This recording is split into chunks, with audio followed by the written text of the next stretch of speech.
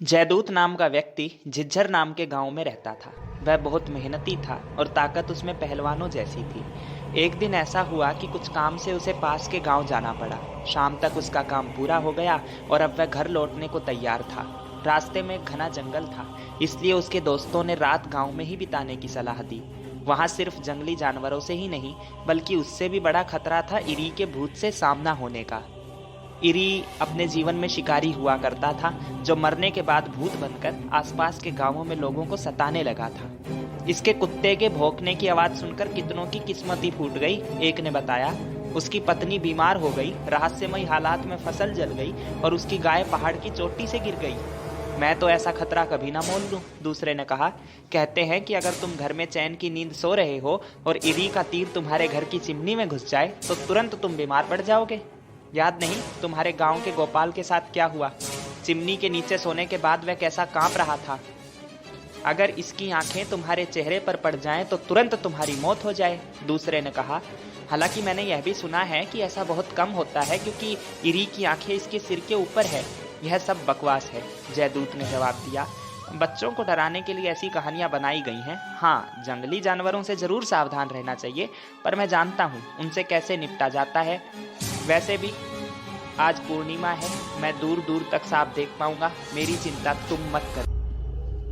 अब वह तेज कदमों से घर के लिए निकला। जैसे जैसे वह जंगल के रास्ते पर अकेला बढ़ता जा रहा था, वैसे वैसे उसे इरी की भूत की सारी कहानियां याद आ रही थी। 4 हाथों वाला इरी अपनी पालकी में सवार होकर जब निकलता है तो उसके चारों हाथ तीर, धनुष, तलवार और भाले से लैस रहते हैं। वह जानवरों को पहाड़ की चोटी तक खदेड़ कर मार डालता है। साऊ और बाऊ नाम के 2 भूत उसकी पालकी खींचे रहते हैं और घंटियों की माला पहने कुत्ते उसके पीछे चलते हैं। इस टोली में 2 चुड़ैलें भी हैं, जिनके नाम अंचारी और कंचारी हैं। इनके पांव आगे की ओर ना होकर पीछे की ओर मुड़े हुए हैं। उस टोली में ये थिरकती हुई चलती हैं और अपने शिकार को घेर कर मार डालती हैं। अंधेरी रातों में दूसरों को डराने के लिए लोग ऐसी ऐसी कहानियां गढ़ते हैं। जयदूत ने सोचा, किसी ने उसे देखा भी है। जब तक खुद नहीं देख लेता मैं तो विश्वास नहीं करूंगा। बहुत निश्चिंत होकर वह आगे बढ़ रहा था। जंगली जानवरों जैसे भालू और तेंदुओं से वह सतर्क भी था, जो उसके ऊपर हमला कर सकते थे। गांव पहुंचने के रास्ते को आधे से ज्यादा पार कर चुका था जब उसने रास्ते के किनारे कुछ पड़ा हुआ देखा। यह एक मरा हुआ हिरण था। क्या चीते और तेंदुए कहीं आसपास ही हैं? उसे आशंका हुई, पर वे इसे ले जाने के बजाय यहाँ छोड़ क्यों गए? शायद उसके कदमों की आहट ने उन्हें डरा दिया होगा। लेकिन जब जयदूत उस हिरण के पास पहुंचा, उसे बड़ी अजीब सी बात दिखाई दी। उस जानवर के शरीर पर कहीं भी घाव या खरोंच के निशान नहीं थे। अचानक से उसे कुछ और भी याद आया जो उसने सुना था। इरी के तीर से मारे गए जानवर के शरीर पर घाव के निशान नहीं होते। अभी यह बात उसके दिमाग में आई ही होगी कि उसके कानों में घुंघरुओं की धीमी आवाज जैसे जानवरों के गले में लटकी घंटियों की होती है, आने लगी। वह सोच ही रहा था कि यह आवाज किसकी है कि उसके कानों में एक दूसरी आवाज पड़ी। उसे लगा जैसे कोई चिल्लाता हुआ जानवरों को घेरकर उसका शिकार करने की कोशिश में आगे बढ़ रहा है।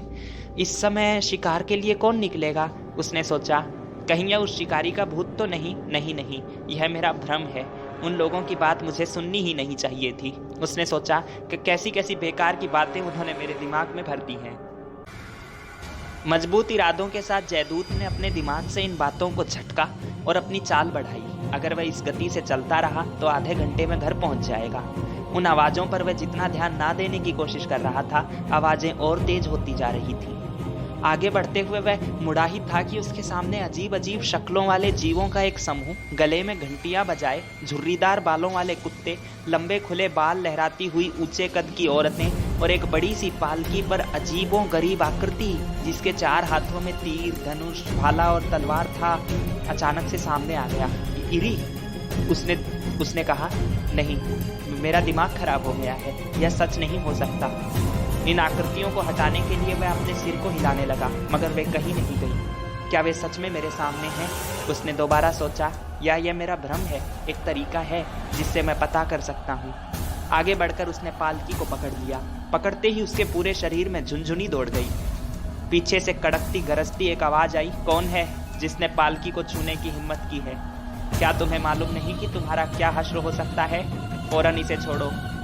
मैं इसे नहीं छोड़ूंगा, जयदूत ने भी कड़कती आवाज में कहा। लोगों को भयभीत करने वाले तुम हो कौन? भूत जोर से हंसा। उसके अट्टहास की आवाज़ ऐसी थी कि अगर कोई सुन ले तो उसका दिल दहल जाए, लेकिन जयदूत भयभीत नहीं हुआ था। तुम्हें नहीं मालूम कि मैं कौन हूँ? उसने पूछा।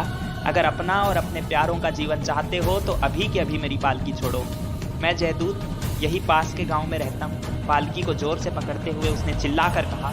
साऊ और बाऊ पालकी ढोने वाले भूतों ने उसका हाथ छुड़ाने की बहुत कोशिश की, पर जयदूत ने उसे और मजबूती से पकड़ लिया। पिछले साल अपने इन्हीं हाथों से मैंने एक भालू मार गिराया था। मैं तुम जैसे जीवों से नहीं डरता। अपने पैर मजबूती से जमाते हुए उसने कहा।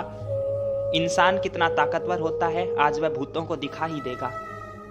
अंचारी अपने नुकीले नाखून उसके शरीर में चुभोने लगी। भयावह कुत्ते उसकी एड़ियों पर झपटे, लेकिन जयदूत नहीं हिला। मैं तुम्हें पहाड़ की चोटी पर घसीट कर ले जाऊंगा, इरी ने गुस्से से कहा। कंटीली झाड़ियां तुम्हें हर जगह से नोचेंगी, बड़े बड़े पत्थर तुम्हारा खून चूसेंगे। मेरी पालकी हवा में उड़ जाएगी, फिर तुम क्या करोगे? मैं बस इसे पकड़ कर रखूंगा। अपने दांत भींचते हुए जयदूत ने कहा। पालकी ढोने वाले दोनों भूतों ने उसके हाथ लगभग उखाड़ ही दिए थे। तुम मुझे अगर नर्क भी ले जाओ तब भी मैं इसे पकड़ कर रखूंगा। इरी दोबारा हंसा। तुम सच में बहादुर हो, उसने कहा। अगर तुम इसे छोड़ दो तो मैं तुम्हें एक वरदान दूंगा, मांगो। तुम इरी ने पल भर को सोचा। मैं क्या मांगू? जमीन, सोना, गाय बैल या घोड़े? ये सब तो उसके पास जरूरत भर थे। मैं चाहता हूं कि तुम आसपास के गांव के लोगों को सताना बंद कर दो, उसने कहा। मान लिया, इरी ने भी कहा। मैं वादा करता हूं इन जगहों पर कभी अपना अड्डा नहीं जमाऊंगा। जयदूत ने पालकी से अपना हाथ हटाया। पलक झपकते ही रास्ता फिर से सुनसान हो गया। इरी, उसकी पालकी, साऊ बाऊ, चुड़ैलें, कुत्ते ऐसे गायब हुए मानो वहां थे ही नहीं। अगर उसका हाथ दर्द नहीं कर रहा होता तो उसे भी लगता कि यह उसका भ्रम है। अरे, इतनी रात गए तुम जंगल के रास्ते से क्यों आए? दरवाजा खोलते ही उसकी पत्नी ने पूछा। अगर तुम्हें इरी मिल जाता रास्ते में तो? मुझे मिला था। उसने मुझसे वादा किया है कि वह अब हमें कभी नहीं सताएगा। तुम ऐसे घूर क्या रही हो? जयदूत ने अपनी घबराई हुई पत्नी से कहा। जल्दी से अब मुझे कुछ खाने को दो। अपने वादे के मुताबिक इरी ने आसपास के गांव के लोगों को फिर कभी नहीं सताया। जयदूत बहुत समृद्ध हो गया था। लोग हमेशा कहते कि ऐसा इसलिए हुआ क्योंकि इरी से सामना होने के बाद भी वह बच गया। हालांकि वह हमेशा कहता रहा कि यह उसकी मेहनत का नतीजा है। बस इतनी ही थी आज की कहानी।